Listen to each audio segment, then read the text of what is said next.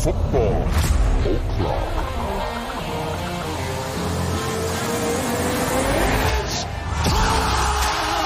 He's at the 30. He's at the 20. He won't give it up. Oh, 2 seconds on the clock. Football O'Clock. Es ist Zeit. Es ist Zeit für American Football. Es ist Zeit für win2day Football O'Clock. Und das Ganze erstmals im neuen Jahr mit einer großen Überraschung, einem großen Gast auch im Gepäck. Aber wie immer freut es mich an dieser Stelle zuerst Österreichs American Football Aushängeschild, Tight End in Diensten der Arizona Cardinals, Bernhard Seikovits begrüßen zu dürfen. Bernhard, schön, dich in der win2day Football O'Clock Leitung zu haben und erst einmal frohes neues Jahr. Ja, servus, freut mich auch. Frohes Neues an alle daheim. Wir waren ein bisschen später, aber jetzt sind wir auch rübergerutscht. Ja, frohes Neues. Wie hast du den Jahreswechsel verbracht? Mit Familie, meine Cousine ist gerade da. Das heißt, wir haben das Cardinals-Spiel geschaut und dann waren wir noch in der Stadt, haben ein Basketballspiel geschaut und dann sind wir eigentlich ganz entspannt ins neue Jahr gerutscht. Das hört sich doch sehr, sehr toll an. Noch toller ist, dass wir an dieser Stelle erstmals dauerhaft über die komplette Folge Zuwachs haben. Es ist niemand geringer als Hjalte Froholdt, der mit uns diese Folge bestreiten wird. Cardinals Offensive Lineman, Starting Center. Und wie immer ist diese Folge dreigeteilt. Wir sprechen erst über den grandiosen Sieg der Arizona Cardinals am vergangenen Sonntag gegen die Philadelphia Eagles. Wir sprechen dann im Thema der Woche über Internationalität in der NFL. Und danach reden wir wie immer über die wichtigsten News rund um die NFL. Bernhard, bist du bereit? Ich bin bereit. Wir beginnen wie immer mit unseren Arizona Cardinals. This is really great.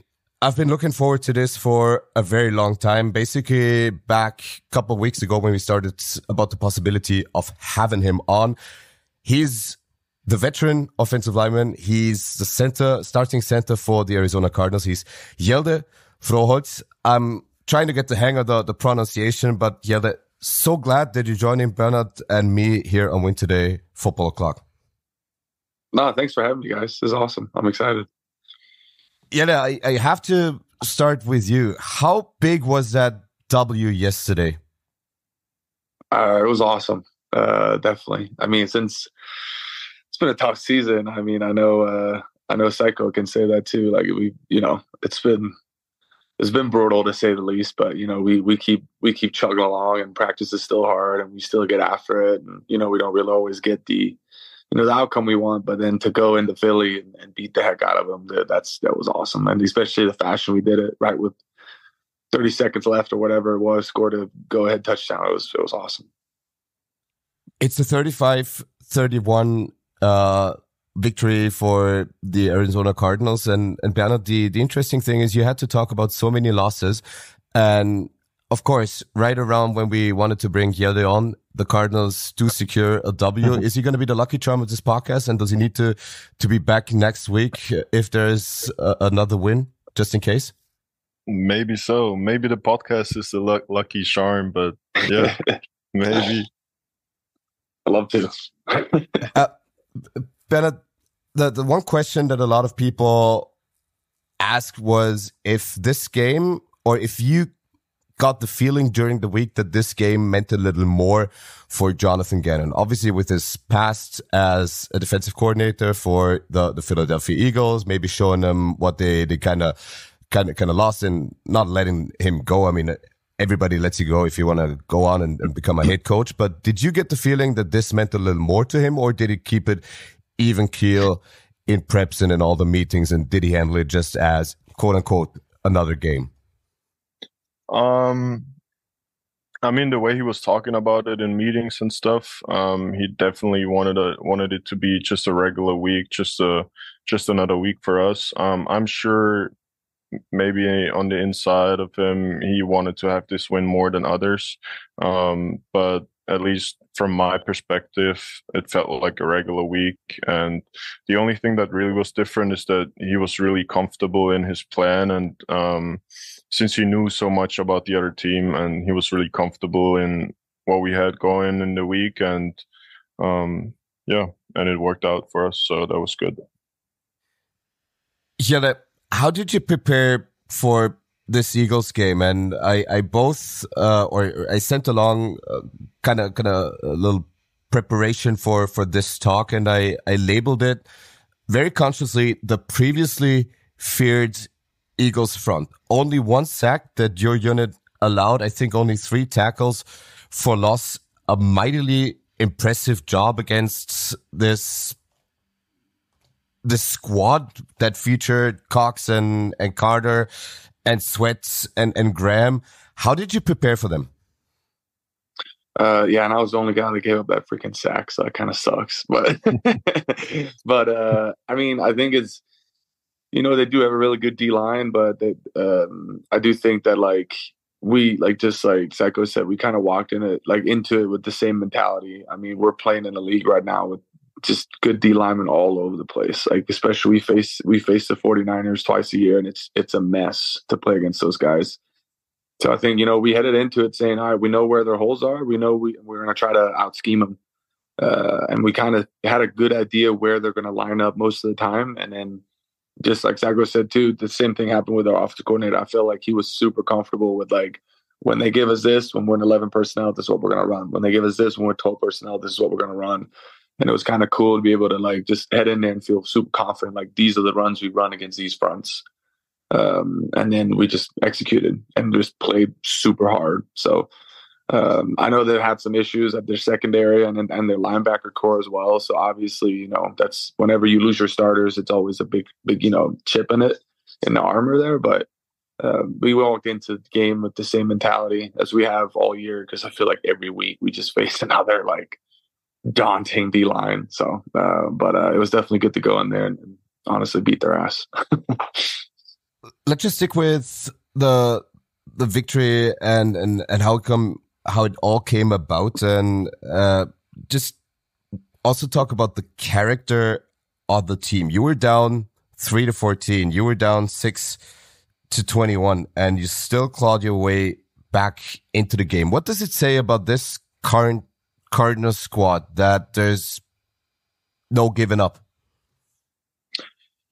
Yeah, I mean, I think that's kind of been the MO all year, and just those super close games, we just haven't been able to really get the last play or get the last drive or just push through that last, the last thing. But, I thought even heading into halftime, I felt really good.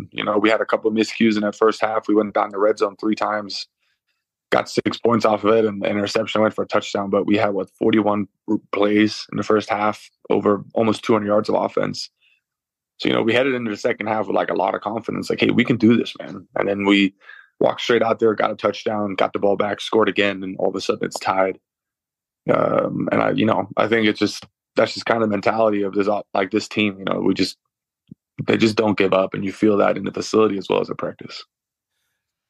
Bernhard, you had the unfortunate task in the past to talk about so many different losses, so many different close losses where you said, well, if 1 or 2 plays had gone the other way, we could have walked away with the win. Was this the best all-around game, even though the Cardinals conceded 31 points to the Eagles, but still, was this the best all-around effort of the year? Probably yes. If not, then probably pretty close to it. I would say just how dominant, at least on the offensive side, how dominant we were in the game. I think later in the game, they showed a stat about time of possession, and we had close to 40 minutes and they had around 20. So just how dominant the offense was on the field, how much we controlled the game. And just like Fro said, in the first half, we just couldn't score touchdowns, and but we were walking up and down the field however we wanted to. So I think it was, from the offensive side, it was really a dominant performance. Yeah, could you take us into the locker room during halftime? I mentioned the score and that you were down. Was it just a quote-unquote normal halftime, or were there things being said, being done that helped helped you kind of complete that comeback? Well, first of all, I was dead tired after those 41 plays in the first half. So I don't know. I consumed a lot of caffeine and a lot of pre-workout. But I think, that there was a lot of juice going in there. Like our offensive coordinator came down, Drew, and it was like, guys, we're freaking moving the ball and we're going to continue to move the ball. And it was good to feel that like he didn't veer off track. Like we didn't start panic and start throwing the ball constantly. No, we did the same thing we knew we were going to do, and we stuck to our game plan. We ended up running the ball, like 40 times. And it's just like, that's when we're good, when we're just sticking to it and we don't because we were down with 21-6, but it was the same thing against, Chicago. We were down 21-0, and it was almost like we just couldn't really get back. But we stuck to our plan, and we're like, there's a lot of game left. Let's finish this out. And then defense came up with a couple good stops, and then all of a sudden you're back in it. So, I mean, there was a lot of juice and a lot of energy in halftime, and it was good to feel. Of course, Bernhard was right with his assessment in terms of time of possession. 39 minutes, 39 seconds, the Cardinals had the ball. How's the offensive line room behaving when the offensive coordinator comes down during halftime and tells you guys, you know what, let's run the ball down their throats? Is that something that you as a group embrace, or you personally embrace? I mean, 100%. I think it's just that, I think when you then get to halftime and he does say that, you feel the pressure of like, all right, well, we have to be able to block it now. Because if he tries to run the ball a couple of times and we get stuffed, then he doesn't feel comfortable running it again. And I don't blame him. It's like, oh, okay, well then let's run these 3 plays that are premier running plays, and we don't get any yardage. Well, then he's like, well, I don't really feel comfortable running anymore. So there's a lot of pressure on our shoulders to then do it. And I mean, it takes everybody. It's not just the O-line. It's also the tight ends, the freaking the receivers are blocking their asses off too. You saw them push crack constantly and get in the secondary and all that. But it's definitely a confidence booster as well. Pfanner, we talked here on win2day Football Clock about James Conner and everything there is about him. But after yesterday's effort, might he be one of the most underappreciated skill position players in the league, if not the most underappreciated one? Yeah, I guess you can say so. Yes. I mean, for us, James, like the people in our building, we know who James is and what he brings to the table. And we are really glad and happy that he's on our team, because he just works his ass off week in and week out. And there's never any he's just always going at the same pace, and no matter what, if we won or if we lost, or if he's feeling good or bad, you just get James Conner every day, and that's why everybody respects him and appreciates him. And on the football field, if he gets a chance, I remember a couple games back we lost, and then we were like, yeah, well, James didn't touch the ball enough, and then the next game we gave him the ball. And then we won. So whenever he touches the ball, good things happen for us. And yeah. You as a fellow pass catcher, Bernhard, when you see him catch a pass like the one-hander that he snagged out of the air, what goes through your mind there? Yeah, that's just nice. I mean, every time you're able to catch the ball with 2 hands, you probably choose to catch him with 2, because it's just safer. But he just caught it with 1 hand, and great play. Hjalte, take us inside of that moment with 32 seconds left. You're at the goal line. You're about to suck all the air out of Lincoln Financial Field. How do you remember that sequence of James Conner getting into the end zone and you securing the game-winning points there? I don't know. I think at that point in the game, there was just so much confidence. There was we're going to win. This is it. I don't care what's going to happen. Even on that play, because I think we had 2 timeouts left, where it was 2nd and 2 or whatever on the 2-yard line. And we're just if this doesn't go in, we're going to score 100%. It does not matter. We just felt extremely confident. And you could feel in the huddle too. Everybody knew that we're going to go win this game right now. Like you could feel it from K1, you could feel him from Connor, you could feel him from all the receivers that was in there. And the whole O-line was just like, this is happening. I don't care what happens next, but we're going to score. So that was a good feeling to feel like the confidence level from everybody in that huddle was like at an all-time high, and everybody just knew like this is it. So that was really awesome to, experience and kind of be like, this is the best we've actually performed as a unit this entire year. At least in the second half, we had miscues in the first half, but in the second half, like the whole game, we just, we're running up and down the field. You secured some big W's this year, but this one's probably right up there, and it happened during or at an away game, and it happened on New Year's Eve. How was that trip back to Arizona? It was awesome, man. Well, I mean, right when we got to the plane, it was like awesome. But then when you're 3 hours in, there's still an hour and a half left in that plane. You're like, God damn, dude. But it was a good time. Everybody was in a good mood. Everybody kind of walked around the cabin and, we're talking and communicating and having a good time. So it's nice to have those long trips or to win before those long trips, because it makes them a little bit easier and a little bit more relaxed and fun. And, people are a little bit more loose instead of like, dang it, we lost another one. So that was awesome. You guys already were in meetings today. There's only one game left to be played for the Arizona Cardinals of 2023, even though it's going to happen in 2024. It's against the Seattle Seahawks, division rival, as is always the case with the last regular season game. It's the Seattle Seahawks coming to town. Bernhard, from everything that you can tell right now, how much would it mean for the Cardinals to spoil or play spoiler to Seattle's playoff hopes? Correct me if I'm wrong, Fro, but I feel like we don't see it that way, and we just approach every opponent the same, I guess. And just, if we get the W, that's what matters for us. Obviously we're not in the playoff race anymore, but yeah, I don't think we want to win to, have something bad for the other team. I just think we want a W.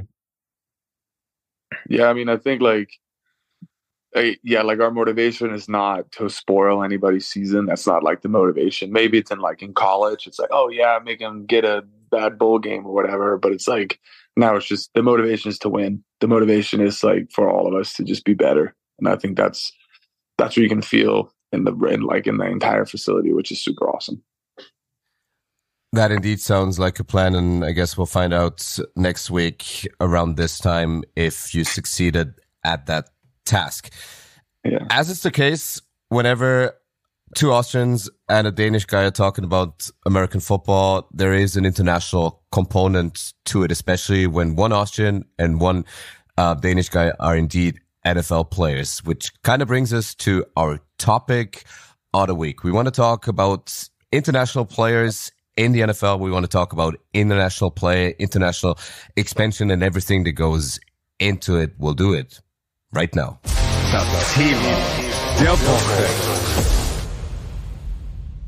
Again, pleased to have him here next side to Bernhard Seikovits. And Bernhard, we talked so many times about you being an international player, you making your way from Austria to the NFL. Same goes for Hjalte Froholdt, and I think I mispronounced your name in the first part, and I was sure this was gonna happen. So apologies for that. It's probably not the most common name around here in Austria, but yet for every international born player, it's a huge accomplishment to make it to the National Football League. And when you got there, when you first set foot onto NFL turf for a regular season game, do you still remember what went through your head back then?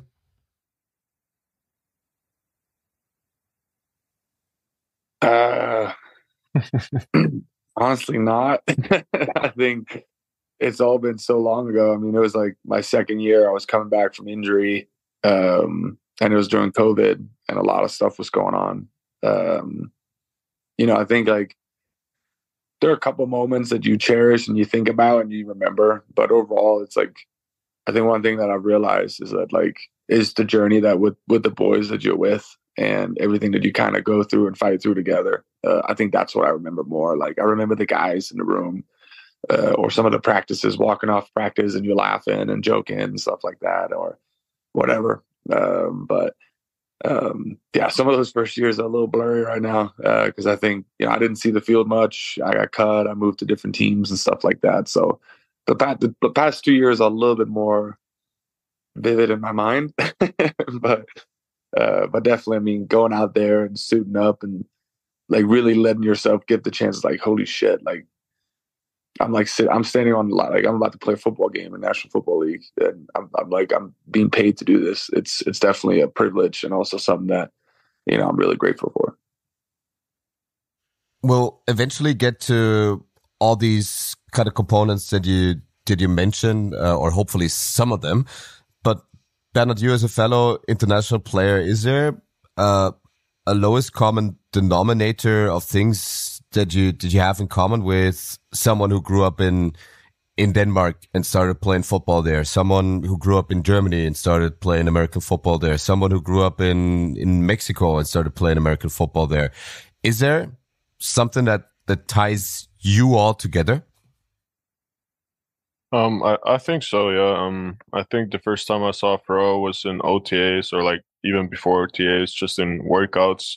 And it was really a surprise because I didn't know him. I didn't know about his story or anything. So it was a surprise to me that like he's not from here, but he's playing in the league. And even though he went a little different path than I did, it's, I guess, refreshing, or I don't know. It's just interesting to see other people from outside of the US in the league you play in. So yeah, I would say there's for sure something, because every international player didn't go the regular route. We had to leave families and all that. So I think there's for sure stuff that ties us together a little bit. Hjalte, if you allow, let us be part of your journey and tell us a little bit how you made your way from Svendborg, Denmark, onto the National Football League. Yeah, I mean, I think what Seiko kind of hits on there is it's funny with like whenever you meet an international player, because I mean, every player in the NFL has an interesting story when you really get down to it, like how whatever happened in their past, if they've gone through some hard times and all that. But I do believe there's also like a caveat to being a national player is that like it's such a weird process, because like I was lucky enough to be able to go to high school as an exchange student and play on a good team and be seen because there's other D1 athletes on my team.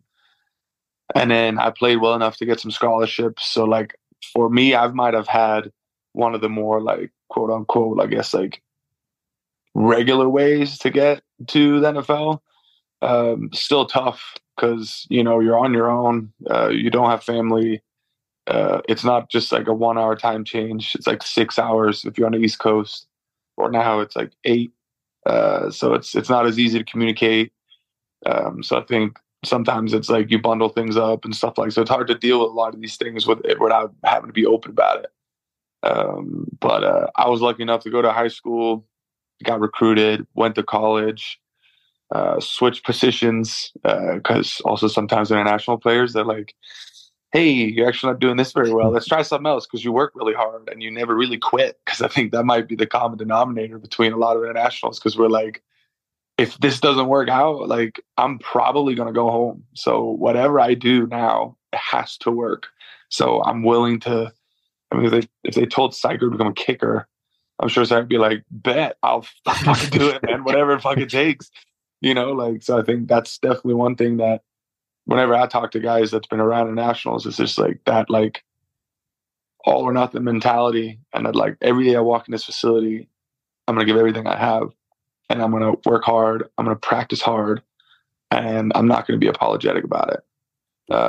So I was lucky enough to have more of a calmer path compared to international pathway. Like my previous teammate Jakob, he went back home and worked at a factory back home, and then all of a sudden he entered their pathway, and then he was not even supposed to make the team, but then he just got way better. and then he got hurt, whatever, but he's doing good now, yada yada. It's like it's such a, you know, unknown, which is really hard to deal with a lot of the time. How often has it occurred to you both, and you already hit a little on it, Hjalte, that once you're a European in the US, a lot of people go like, "Oh, you want to play American football? You're from Europe. I guess you'll be able to kick the ball, right?" How often did it try to make you a kicker? I mean, I did punt. I punted from my high school team. Yeah, I was a kicker back home too, but over here, I don't think I got asked once to kick. I got a lot of friends though that think they could easily kick in the NFL. Oh, nope, not that easy. No, I love that. I love these idiots all think that they can go in an NFL team and just kick it. They're like, "Yeah, man, I play soccer back home, and I could easily kick a ball 60 yards." Yeah, right. Yeah. One time I took. And then again, there's Brandon Aubrey right now. So, what do we know? Yes. One time I took a friend who like really believes he can kick, and I took him to a park, and then he was surprised that he couldn't kick it further, like 30 yards, 40 yards. It was like, damn. This is actually hard. It very much indeed is so. But better when we stick with the topic of the international players in the National Football League, and this is kind of a common thread on this podcast, so we've been talking about it during various instances. There's going to be, like, first and foremost, every year there are new and more international players. Next year there'll be an international player per team with the International Player Pathway program. But what do you think could the NFL do better, or is there anything they could do more to ensure that the pipeline kind of keeps growing? Yeah, I think the biggest thing is just like when you look at soccer, what the FIFA does to the sport, for the sport, they just spend so much money in like youth development or like just opportunities for kids to play the sport.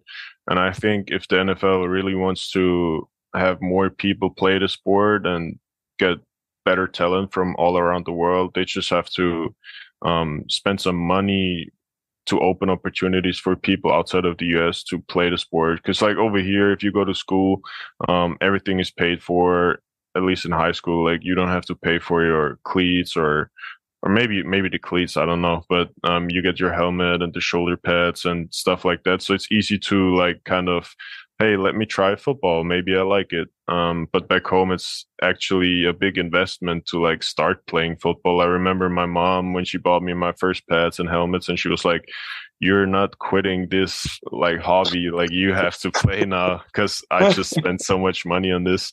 So yeah, I think that'd be really important. And then also like Fro probably can talk more about this, but I have a couple friends who did like an exchange year, just like Fro, and all of them, like it's really blurry sometimes, like to, as he said, pick a good school, because some people went over there and then the football program wasn't what they expected, and it was basically a waste of a year. So just make this like transition, like coming from Europe as a young kid who wants to play football over there, easier, or like the resources just have to be better, I think. Yeah, you immediately started laughing when Bernhard was mentioning, or when he was mentioning his mom and the cost of the equipment. Why? Well, it's just because, like, I mean, the same, like, yeah, when we're back home, like, we bought a helmet. I remember my own helmet was like a Schutt helmet. And it cost like $250 or something. And it's like, and that's just without the face mask. You got to get the face mask with it. And they were just like, "You sure you don't want to just get some like shin protectors and some cleats and go play soccer? Like, you sure about that? Like, you really need these helmets and $200 pads, and you also need pants with pads in them and specific cleats for running football. Like, this is ridiculous." So it's like, it was just funny how like it was it's such a big investment because like some clubs back home in Denmark they probably have some equipment, but it's like, I remember my first practice, my equipment was way too big and like a weird helmet. It's like, that's not safe. I'm sure it's gotten a lot better since I've been young, but because there's a little bit more traction going on with it, but still, like, it was, hey, you buy these shoulder pads, like, you better freaking play this damn game right now, man. You can't quit. At least give it like 2-3 years. Like, you can't quit now. Yeah. I'm glad you're mentioning experiences from years past in Denmark, and that brings me to something that we kind of forgot, or that I kind of forgot to set the stage and give listeners back home an impression of American football in Denmark. What's the status quo of American football in Denmark? Is it growing? Is it getting more popular? I mean, with you as an ambassador for Denmark in the National Football League, it would just seem natural that there is growth for the sport. Is that the case? I mean, I don't know the specific numbers. I do believe that the sport is growing. I know that there's one of not a boarding school, I forget what it's called, but like 8th or 9th grade, you can go to like a boarding school and you can either do like music or whatever and kind of leave home, but it's like 30 minutes away. They've made like a football line actually in my hometown. So I do believe that it's getting better, but I do know that like the clubs that are there, the love for football is like so intense, which is awesome to see. Like, my first team was Svendborg Admirals, and I was lucky enough to have a coach that just loved football, and he made it so much fun. Like, every practice was fun, every game was fun. He'd be like Andy Reid out there making these crazy trick plays and all kinds of stuff, and it was working. And it was like, that's my first memory of football. I was like, I loved playing football. Like, it was just always fun to me. Of course, when it rained and it was hailing, it was like, that's not super fun, but it was like overall a good experience. And I think that's something that at least the guys that are heading into football, it's like, we want to continue that development. So I do believe it's getting, more attention, and there's more players that want to play. And I've had a countless amount of kids reaching out to me and saying like, what I need to do, this is my dream. It's like, I didn't know this was anybody's dream. Like, it's such a far reach dream, even for me when I began. Like, I went to, as an exchange student, like Saiko said, it was like you could flip a coin and you don't know if you're landing in like a good school or bad school because you didn't really get to choose. So it's like, I was lucky enough to land in a good spot, but my aspirations wasn't, of course, it'd be cool to go to college, but it was more like, hey, I just want to like play some football and get better and then go home and then kind of beat all my buddies. Like, that was kind of my idea. But definitely football has definitely gotten way bigger in Denmark. I assume, at least what I can see, but it's still, an ever growing, like, keep pushing it, making sure like kids are engaged, and not reaching for other sports, such as like soccer or handball. As with Austria, I guess American football, or those two countries, Denmark and Austria, were on the NFL radars for quite some time, not only with Morten Andersen, but also with our fellow NFL kickers, Toni Fritsch and Toni Lienert and Raimund Wersching. So we do go back, but we didn't really have skill position players or, in your case, linemen that our two countries produce. And then again, it always kind of takes the right team, the right coach. And that kind of brings me to a question that I was wondering about a lot. And I think, Bernhard, that we even talked about on one of the previous instances of our podcast. And I want to direct this question to you, Hjalte, and you can correct me if I'm wrong with this, or if we are wrong with this impression, but is it the case that some coaches from the outside looking in seem to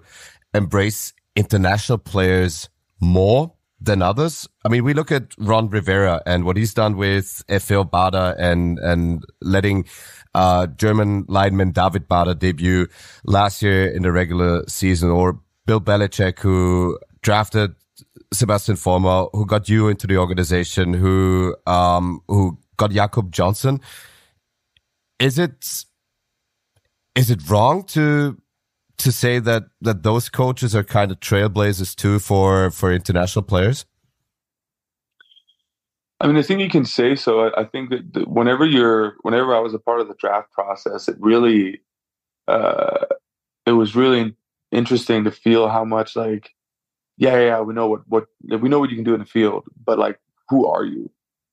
That was such a big emphasis in the draft process. And I do believe that some coaches might see this in some international players that like, just like we, like generally, not to suck ourselves off, but we generally have our head screwed on right, because if we didn't, we wouldn't even be in this situation to begin with. Like we wouldn't have made it this far where that would just by luck generally. Like it's like we've pushed through the barrier. Like I am going to go out of my way and say goodbye to most things, like everything that I expected to grow up with, like going to university, like living in an apartment with my brother, doing all these things. Like I'm deliberately making an effort to achieve this. And I think whenever they had all these questions about your character, I think that's something that they can see with international players, that they're like, these guys are going to get after it and they want it. So maybe even if someone like me, I honestly, like I played well in college, but it took me a while to kind of get a groove of things in NFL. I think they could see what they see with European players is maybe they're not exactly there yet because they haven't had the exposure of competition and talent, but their ceiling is really high. So it's like, yeah, like you might be here right now, but we can take you to a really high level of playing football because we know that you're going to give your best effort every single day. So I do believe some guys like that, whenever they're around international players, they're like, I'm not afraid of pulling the trigger on somebody that I do believe can have a positive outcome on my team. Now, Bernhard, you might correct me here again or not, but it seems that the international players amongst themselves have kind of created a bond, even maybe some kind of brotherhood, and you're talking to each other. And of course, when you look at other international players on different teams, is there talk amongst you players, which teams, which organizations, quote unquote, understand what they have at their hands with an international player? And I kind of, for myself, always bring up the example that Jakob Johnson on the Patriots, who of course have secured international marketing rights for the German markets, they knew how to sell him to a German audience. They knew how to get more exposure in Germany with the German player on their roster. Whereas if you look at him on the Raiders and what they're doing with him, it seems, again, from the outside looking in, and this is just me talking, that they've got no clue what gem of a person, what gem of a marketing opportunity they got at their hands. Is that something that you talk about with other international players? Not really. I'm not really talking about all the like marketing stuff. Sometimes we do. For example, like one guy's with the 49ers, Alfredo, and I don't know, it just felt like when we were going through the process and we knew what division it was, and then we didn't know which team picks what player, and then we weren't really surprised when the 49ers picked the Mexican player. And I think they're doing, as you said, a similar good job what the Patriots did with Jakob, of like sending him to places, and like, because it's really close to home and they have a huge fan base from Mexican people. And so I guess it's just like, if it fits what the team is trying to do, then they don't shy away of using that player. But as I said before, I would rather have them just see all the international players as players first, and don't really think about the marketing opportunity. Obviously, it's something they have to do because they want to make money too, but I would rather have them just see us as regular football players, just like everybody else, and not like have this stamp on you of like, hey, you are international, we can send you there because you are international. But I would rather have them just, okay, this is the football player. Yes, he's from somewhere else, but just have the market side on the side, I guess.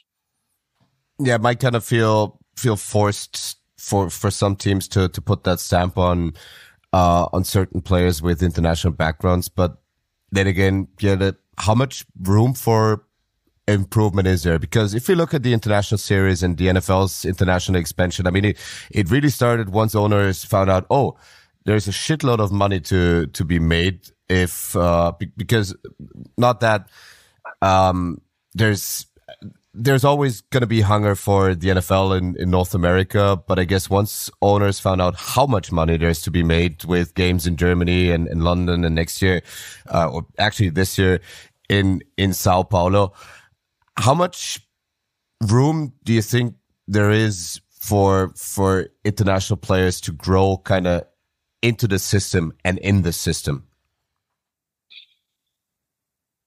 Yeah, I mean, I think Seigo had a good point. Like, of course, we want to be seen as players, but at the same time, I don't mind that they see a business opportunity, which gives 32 international players a professional opportunity. But I will say that, like, there might be some marketing to it, depending on what team you go to. But at the same time, I have a hard time thinking that Bill Belichick like signed Jakob or like agreed to get Jakob on the team because he's from Germany. I really think he truly could not give any less of a fuck. Excuse my language, but he does not give a shit. Like, he's like, he probably saw at fullback, we like fullbacks. My fullback is getting a little old with Devlin. Maybe he can get it to work. Let's go. Like, that's and it just so happened that Patriot Deutschland or something, they're like, it's like Patriots is like the biggest fan base outside of US is like Germany. So that does help. But I don't know who picks it. I don't know if it's a GM that picks them or if it's like a media thing that picks them or points them wherever.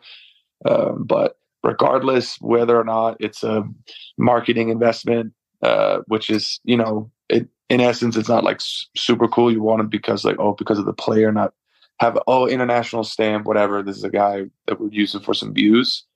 But still, I'm still happy with the fact that getting a chance to get some bunch of international players in here and kind of showing off to, America's game, because we can also play it. And then again, it's so funny how certain fans or some fans and those who might be new to the sport adopt their team according to maybe a player who's already made his way into the league. See Jordan Mailata in Australia, see Amon-Ra St. Brown and the Detroit Lions now in Germany, and Jakob Johnson, of course, when he was with the Patriots. How is it in Denmark? And this might be an inexact science, but we just assume that now the Arizona Cardinals are the most popular team in Denmark just because of you. But is there maybe a Morten Andersen effect too, that a lot of Danish football fans grew up kind of watching him on the Saints and on the Chiefs and all those different teams? What's the American football fan landscape like in Denmark? I definitely think there's become more Cardinals fans because of it. I don't know. I think like maybe like the way like I kind of grew up, I didn't ever really had a team. I just kind of adopted the Giants because the first game I watched was when they beat the Patriots in the Super Bowl as a kid. So I'm a Giants fan, and I love Jeremy Shockey because he's crazy as hell. But I do believe that like they might more follow a guy, and then like we become fans. They become fans of, because it's kind of fun with like sports, especially internationally, is that like they almost, not in a bad way, not negative at all, but they like take possession of you. They're like, oh, he's our Danish player. So wherever Hjalte is, or wherever Psycho is, like that's because we love the team because of him. So I mean, I'm sure there's a bunch of people that's bought some Froholdt jerseys or wearing or are Cardinals fans now because of it. But if I do change teams, which I hope I don't, maybe they're going to change. I don't know. But I think it's just that the football enthusiasts are very excited about it, that I'm over here. And then I think that media is using it to spread more awareness about, hey, there's a Danish guy, watch this game. And even though like they have no clue, like if they look at it online, they're like, they can't point out, they don't know where I'm going. Like it's not like a receiver, ooh, nice route.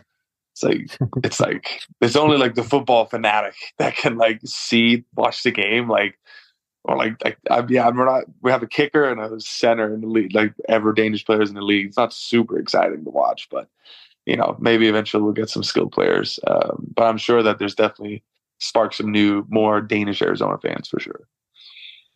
Now, this conversation could be going on for several more hours, obviously, but your time's limited, Hjalte, and Bernhard has to go too. So I want to kind of round out this conversation about internationality in the NFL. And as we're recording this on New Year's Day, and a lot of people have come up with their New Year's resolutions, is there any New Year's resolution that you direct towards the National Football League in terms of securing more internationality, more international players in the NFL? I mean, Bernhard, you already alluded to it. Don't put a stamp on a player with a certain city of birth in his passport. Is it that simple? No, I mean, I think that's on the player itself. Like, for example, Fro, like, he kind of made his way in the league. He was struggling at the start too, as he said, and I think if I would do the same, then the stamp, I mean, it never comes off, and I don't think you want it ever to come off because you're kind of proud that you went that way and that you still made it. But like, it's on the player himself to like show that, like, I'm not just an international guy. So I don't think that's something that has to be changed, and I don't think it can be changed at all. But I think what I said earlier about like the NFL just spreading opportunities for young kids outside of the US, I think that's the most important thing, or that's something the NFL could do because they have the money to do it. I think that would be really great for the sport itself. No, yeah, I don't know if it would make up a New Year's resolution, but you were talking about your struggles, at very least in the early stages. Is there anything that could have helped you transition more easily into the National Football League as an American football professional? Anything that could have been done there, or anything that you now look back on where you say, well, this could have been easier? Well, dude, I mean, I ended up getting a performance coach to help with my head and all the thoughts that are going on in my head. And I do believe, like, I think when you do come over here, you want everything to be perfect because you're like, it has to be perfect or else this is over. So whenever things didn't go my way, I went a very negative route. And I think it's like, once I started being grateful and just happy for the opportunity to play football, and I just trust myself that what I can do is good enough, then I started enjoying it again, because that's how I got here to begin with. And then I started playing better because I'd stopped overthinking and I stopped trying to be perfect all the time. And I think that might be, at least from a European standpoint, from guys that I've met, it's like we can be very wound up in a way, and we want it to be freaking perfect all the time. Like, I talk to Jakob a lot, for example, and I don't know how it is in Austria, but the Germans are very much like, you gotta be fucking, like, there's one fucking way, man. And it's like, it's fucking straight ahead all the time. And I think that was hard for me to, adjust to, because like I was not like exactly like Jakob, but I think that was one thing that I needed to adjust to, be like, hey, it's okay to make mistakes because everybody around you are also professionals. We're not in Europe anymore. Like, we can't just destroy the league because we're above average in Europe. It's okay to lose here and there. Like, you learn from it. I think that's one thing that if I could have had that in my head, my first 3 years, really 3 years, I could really have excelled even further, or at least excelled quicker, I guess. And then just have fun with it again. Because I mean, that's the main part of it. Like, we all started the sport as a club team on some club somewhere, just having fun and just, tackling, learning to tackle, catch, block, doing everything. And then all of a sudden it's like, wow, now it's professional. Now I got to do all this and all that. It's like, no, just keep doing that same football. That's what helped me a lot. I was watching the video closely, and there was a lot of nodding over on Bernhard's screen and a lot of nodding that I did myself. So I guess truer words have seldomly been spoken, and this is the perfect way to round out this conversation. And thankfully enough, Hjalte, you're sticking around for the last part, where we usually talk about some of the biggest news items of the week and things that happen around the NFL. So without further ado. Rund die NFL. Around the NFL, the last parts on win2day Football O'Clock that we usually talk about. And as you're a guest or our special guest analyst today on win2day Football O'Clock, Hjalte, the first kind of question belongs to you. Outside of Arizona, and I guess in your mind it wasn't upsetting the Eagles, but outside of that Arizona Cardinals win, what was the biggest surprise when you looked at the scores in week 17? Something that made you go, wow, this really happened? Well, I think, of course, there was a little controversial call with the whole Lions-Cowboys game. But other than, that's something we can discuss forever, whether or not they did this or that. But I think one of the most surprising things is just how Ravens are just tearing everybody up. And it's like not even funny how they're just destroying the top teams in the league. Like, they're just destroyed 49ers last week, who've been on the top for a very long, like the number one contender. They killed the Dolphins, who silently are at an 11-4 record before that. And it's like, we played them too. We're like, that's a good team, man. They also killed the Browns once. And it's just like, it's just very impressive how they're just rolling. And like, hopefully it'd be fun to see them steamroll again through playoffs. Obviously, if Lamar can keep that up and the defense can keep it up, but just killing the Dolphins 56-19 or something, that blew my mind. And I think we can put the MVP discussion to rest, especially after everything that unfolded yesterday in that Baltimore and Miami game. Bernhard, other way around, biggest disappointment of week 17 from kind of neutral perspective, is it the way the Eagles season seems to be going south? No, I wouldn't say so. I don't know. I think they weren't a bad team or anything that we played yesterday. So I don't think it was like a huge disappointment or anything. I just think we just had a really good game.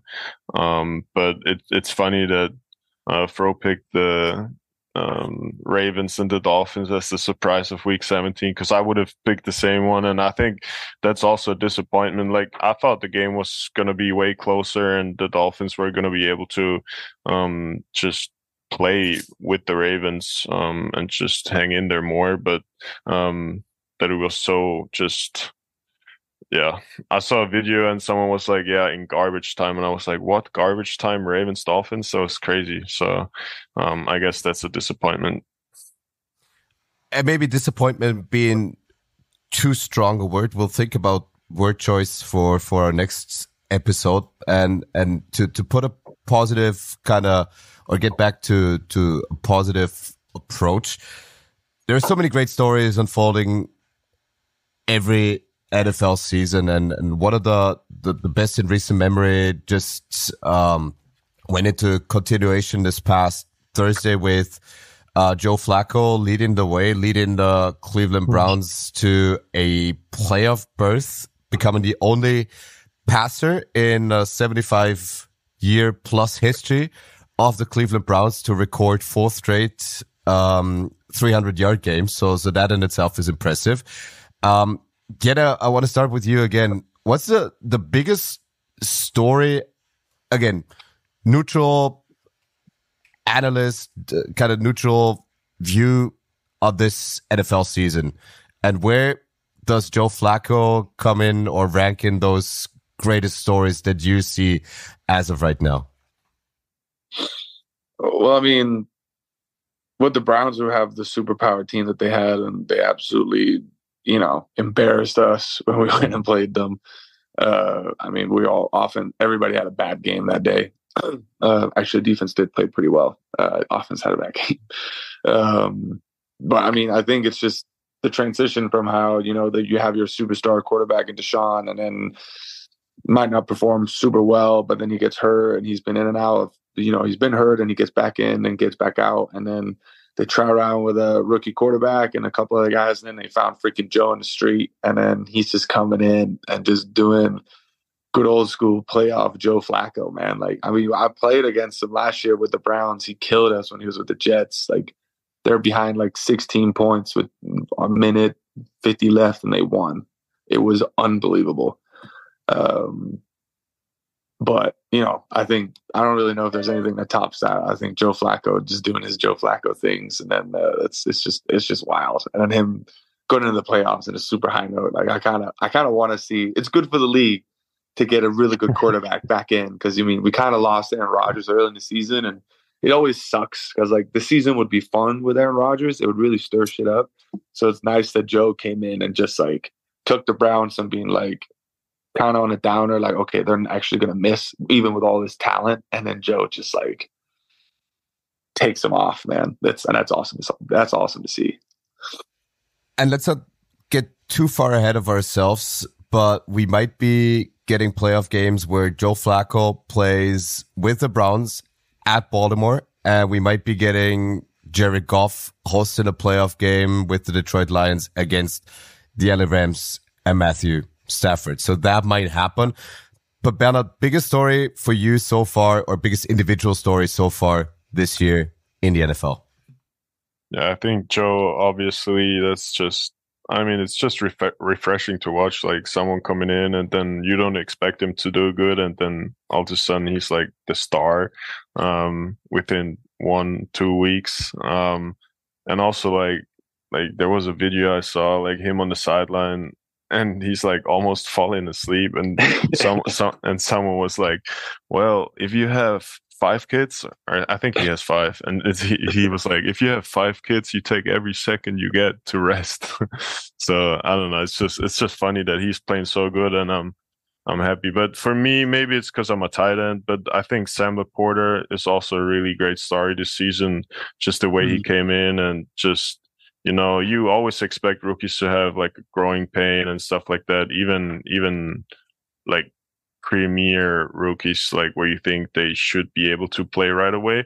But he just came in and he showed that he belongs here and has a really good season. So I think he's also another guy that's that I've enjoyed watching. And of course, Sam Laporta plays on Detroit, or for Detroit, and this Detroit squad has been in the news quite a bit for something that happened during their game against the Cowboys, and that essentially cost them a W that they could have needed in maybe even securing the number 2 spot or the number 1 seed in the NFL that now belongs to the San Francisco 49ers. I don't want to talk about what happened in Dallas in terms of officiating specifically, but more from a general viewpoint. Does officiating here in the NFL need fixing or improvements? It's such a hard question to answer, because it is loaded indeed. Yeah. Like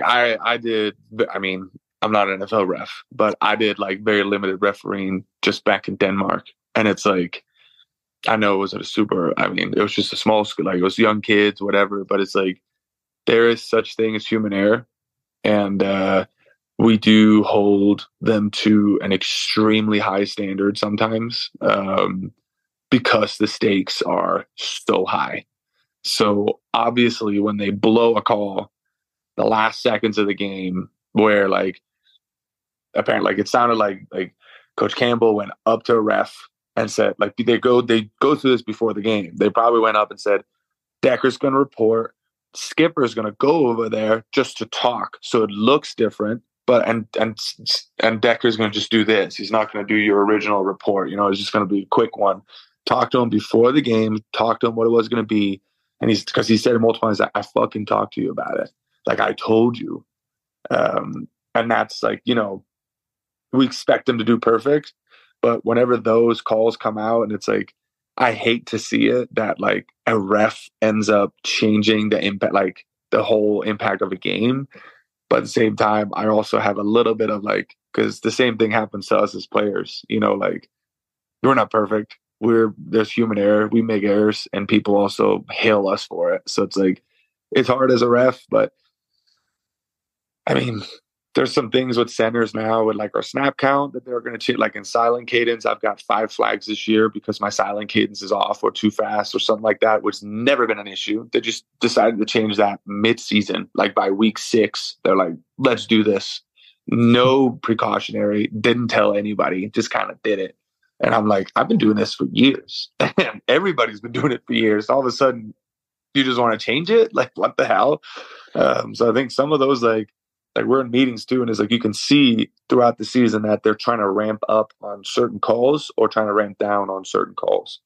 But it's like, why is there such a differentiate? Like, why is that flowing through a season? It's like, oh, we're calling too many DPIs. Let's get them down. Or, oh, there's too many defensive false starts because they can't just look at the ball. Let's tack the centers. I'm like, why are we doing that during the season? Like, get your orders in check, and then the unfortunate calls as if he doesn't see the report or whatever, that sucks. That's human error. But like all the small stuff that you see, you're like, what constitutes a holding now? What constitutes a DPI? What constitutes a false start? It's just, I feel like there's a little bit too much nuance in it. And they're trying to protect the game or whatever. I don't know, but sometimes you just feel like they're taking over a game. And I know it's a dicey proposition for active NFL players to talk about officiating, but when I look at it, it always kind of sends shivers down my spine when I hear the word emphasis. There's a new emphasis on this, and there's a new emphasis on that. And when I'm watching football, and you as an offensive lineman, you can correct me better than anyone else. If you as a referee were to be looking for a holding on a play, wouldn't you find one on every play if you really wanted to look very hard for one? I mean, 100%. Like, but it's just that changes from crew to crew. Like this past week, they called like no holdings. And I'm like, they could probably pull me for one there, or they should probably got him for one there. Like they only called the egregious ones. So like, you got to know which crew you go into, but it's also like, why is there so much nuance to crew? Like, why is this crew doing it in a certain way? Or it's like, oh, this crew is old school, they do this, or oh, this crew is new school, so they call it by the book. This crew is very mellow, they don't call a lot, they let the players play. And it's just like, it's just kind of funky how, there's just not a lot of, like, it just changes a lot from week to week. And, but yeah, I mean, I don't know. It's hard to answer, really. I don't know really how to answer it perfectly or give you like a clear cut answer, especially in those things.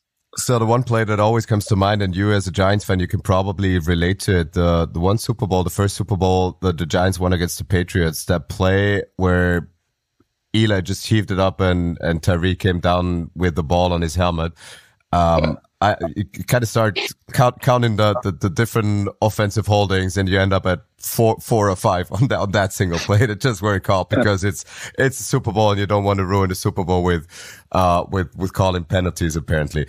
So there's that. But Bernhard, you as someone who follows the league, as closely as it gets,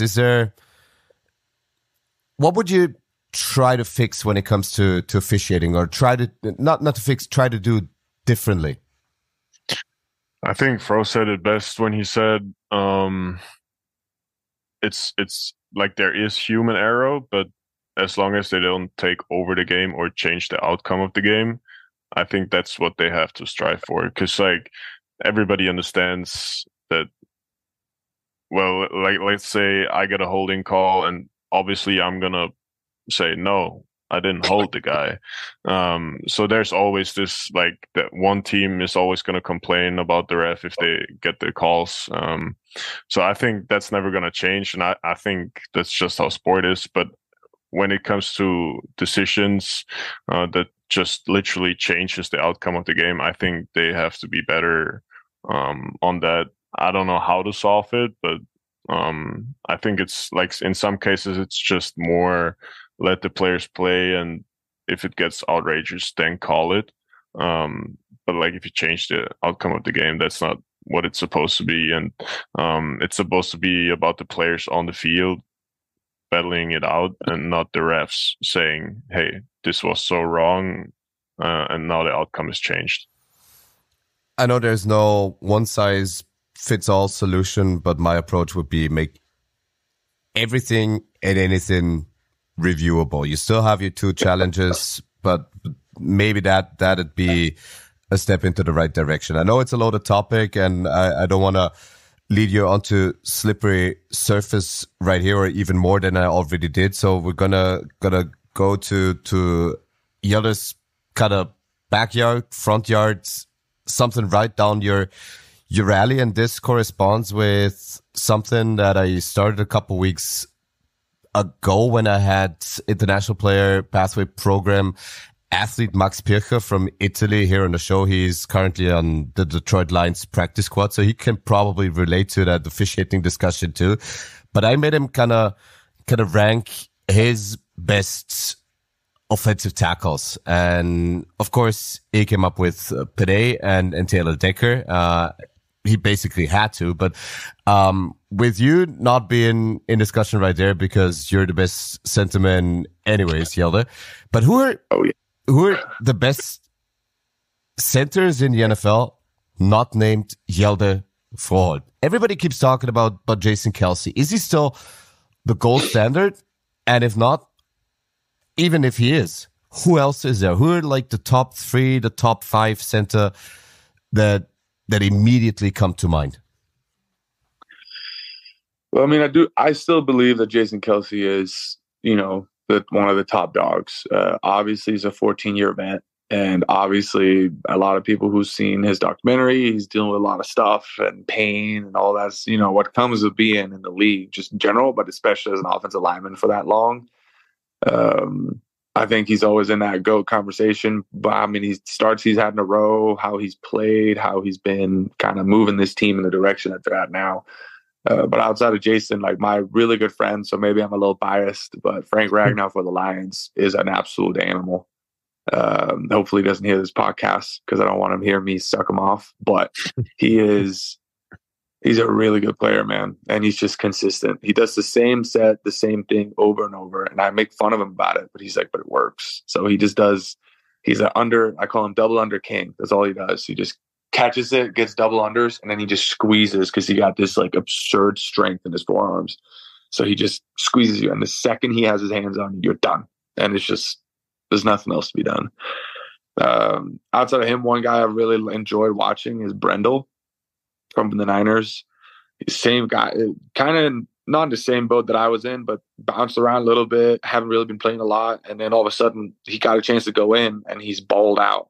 And I think he's very active with his hands, especially in that 49er system where they change up their sets a lot. They do a lot of different things on the offensive line. I think Brendel is up there, I think, in my conversation as one of the more premier centers. And I mean, yeah, there's a lot of other dudes too. And I'm losing all their names now just thinking about them. I do like Mitch Morse from Buffalo. He's very big in his kick, but he's really good at redirecting. So I like watching him play. I talked to him a little bit, but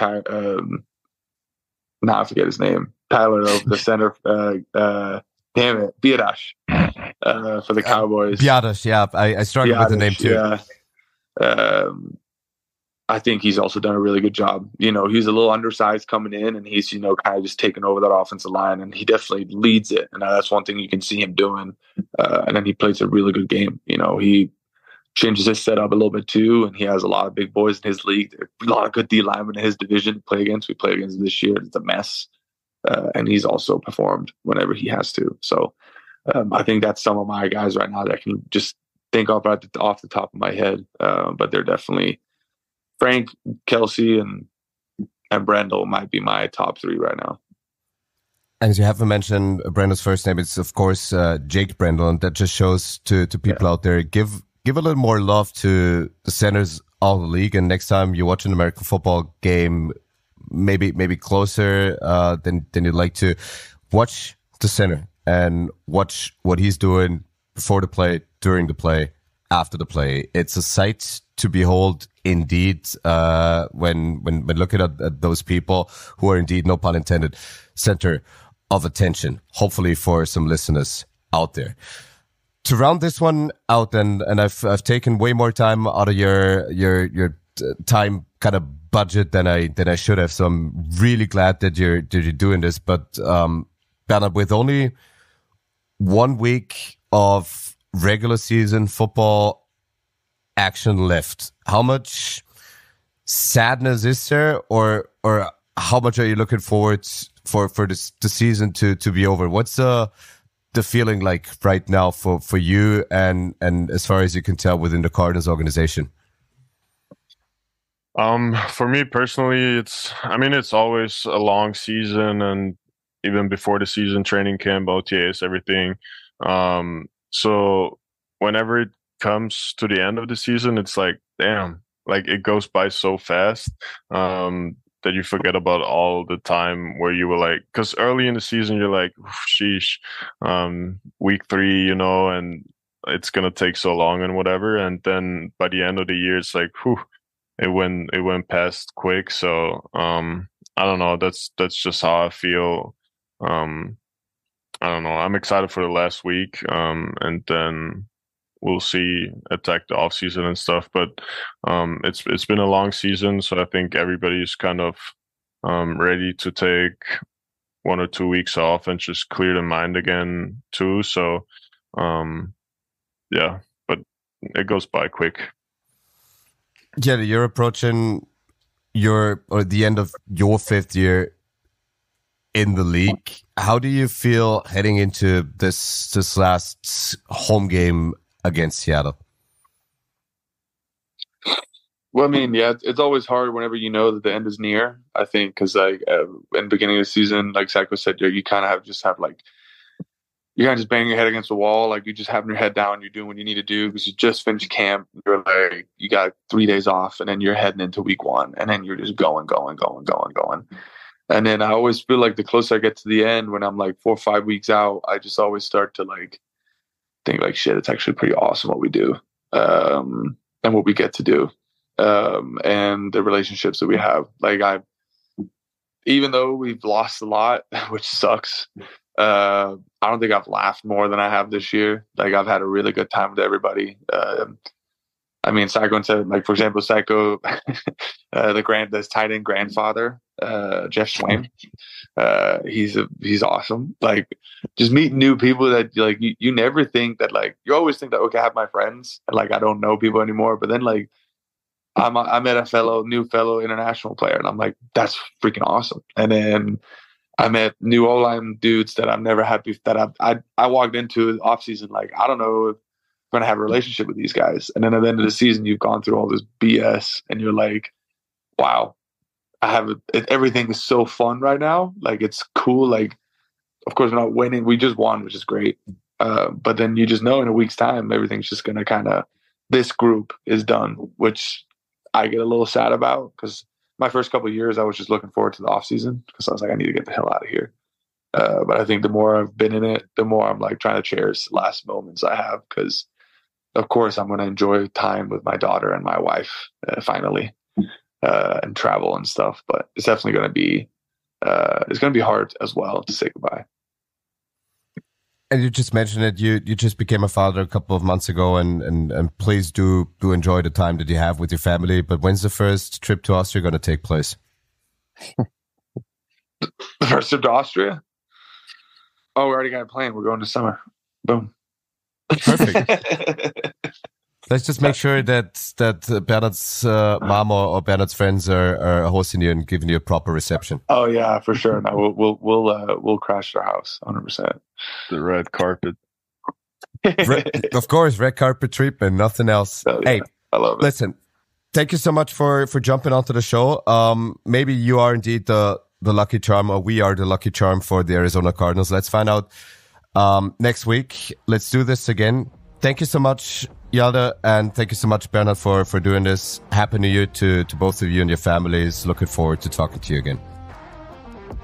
Yeah, thanks for having me. Happy New Year, and it's always fun to chat a little bit of football. Appreciate you guys. Yeah, thanks. Football. He's at the 30. He's at the 20. He won't give it up. Oh, he's got the first tackle. 2 seconds on the clock. Football.